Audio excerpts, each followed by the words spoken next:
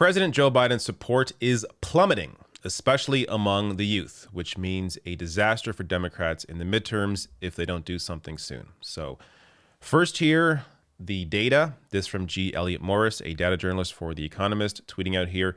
Here's my piece on our YouGov Economist data showing a huge drop-off in support for Biden among young people. The decrease really is quite stunning. Minus 50 points on net approval since January 26th, our first survey of his presidency. So taking a closer look here at the, actually this is larger, but taking a look here at the numbers, you see here it's among all groups. His rating has gone down. But most importantly, under 30, it's dropped considerably. So, and you know, the older you get, the less of an impact there is. But the ones that are feeling the impact of a lack of any real progress right now are these younger demographics. And if you don't have these people out in the midterms, you're screwed. Let alone, I mean, the next, his reelection. So this is clearly a serious issue. And this isn't happening because, I don't know, the media is not covering him properly, or, you know, there are these weird excuses people throw out there. Well, if you just praised Biden more, then he wouldn't have this disapproval rating. First of all, most people here probably aren't even watching the media, so they aren't being impacted by it, at least the youth under 30. They're not watching, you know, television. The real impact here is what they're feeling in their lives. Their wages are still low, or they can't, their education isn't matching their job, so they have all the student debt and they're working for low wages, trying to pay it off. None of that money is going to, you know, being able to save for a house or a family. This is why young people in particular are being impacted by this. But not to mention, you know, healthcare, everything else in between. There has been no movement on actual real domestic policy. Now, to get a little deeper here. So looking at what Biden could be doing or could have done at this point with the Build Back Better bill, this would have gone a long way to actually helping people and improving his numbers. So this is back when the bill was still $3.5 trillion. So, you know, long-term care investments, modernizing K-12 school buildings, electricity grid modernization. So obviously climate change, a big issue for the youth as well. But look at the net support here. It's all above water because all of this, everything that was in the Build Back Better bill when it was large was incredibly popular. Medicare direct price negotiation, lower Medicare age, universal pre-K, tuition-free college, a civilian climate corps, pathway to citizenship, child tax benefits. So all of it is incredibly popular, but now, you know, that bill obviously is stripped down. But this goes to another issue as well when it comes to student debt specifically. But before I get there, a little more on the Economist analysis of this. So why have the young turned on him? Many told YouGov that their biggest concerns were climate change and healthcare. Here, the president has promised much, but so far delivered little. Younger Americans also care more about civil rights and abortion, and may be energized by recent Supreme Court rulings on the latter. Others are angry about student loan debt and Mr. Biden's unfulfilled promise to cancel at least $10,000 owed by every borrower. So let's dive a little deeper on the student debt in particular, because Biden did promise this very clearly, very specifically, back March 22nd, 2020. Additionally, we should forgive a minimum of $10,000 a person of federal student loans, as proposed by Senator Warren and colleagues. Young people and other student debt holders bore the brunt of the last crisis. It shouldn't happen again. A very specific campaign promise. Now you could say, oh, but, you know, Congress, you can't, Joe Manchin, you can't do anything. Joe Biden can do this through executive order. He can cancel all student debt through executive order. Has refused to do so.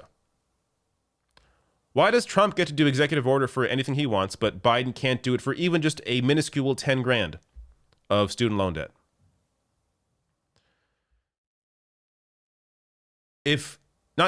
When Democrats get destroyed in the midterms, this is the guy to blame. Not, you know, the media not showering love on him or whatever the hell the excuse is. Or, you know, young people not being into politics. Whatever your crap excuse is, that isn't the reason. This is the reason. Joe Biden is the reason. The Democratic Party is the reason. More here. Not only has he not canceled student debt, but now he's going to restart student debt loan payments. So right now there's a pause on student debt payments because of the pandemic that is still ongoing, that is still impacting people's lives. But now he's going to make these students, or these not students at this point, there are people in their 40s, 50s that still have student debt, but they're going to make these people now have to start paying their loans back. So under Trump, they got a pause on their student debt payments. Under Biden, they have to pay them back. So regardless of any other politics around that, all people understand is that, hey, before I didn't have to pay them. Now under Biden, I do. How do they expect to win? Like, putting aside the actual impact on lives and obviously the impact on the economy, that money no longer going back into the economy but going to student loans, put all that aside for a second. If all you care about is winning, how do you expect to win when not only do you break a campaign promise, but you also are now making people pay money that they did not have to pay under the previous president? It's just dumb. It's dumb all around.